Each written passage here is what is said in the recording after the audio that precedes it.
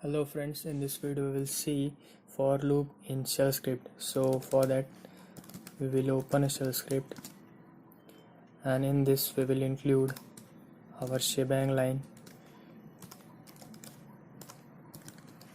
which will make sure that our shell script run in a bash shell, and then after a keyword for, and after that we will take a variable I, and then the number of time we have to run our loop.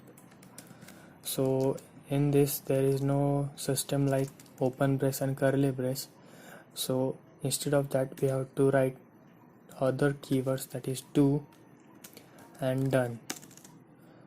So in between this do and done we have to write our commands which will run in a loop. So first of all we will run a simple loop printing this number, printing I, that is for the first iteration of for loop. This one will be taken in this I, and this loop will continue, which will print this I. And then after second iteration, this 2 will be taken in this I and will be printed using echo. And after that 3 will be taken in this I and then will be printed using this echo.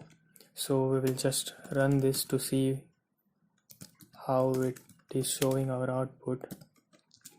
So as you can see, it is printing 1 2 5.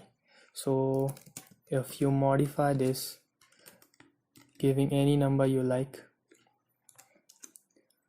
so we will just unsort this to see how it is working.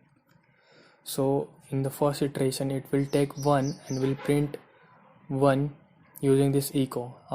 On the second iteration it will take 5 in this I and will print it, and then after 4 and then will print it, and 10 and will print it, and so on. So by running it you will see how it works. So as you can see, it is printing just like the order we have given.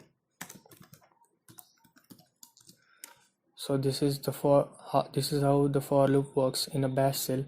You can give as many as command you like in between this do and done which you want to execute in a loop. So this is the for loop in shell script. Thank you very much.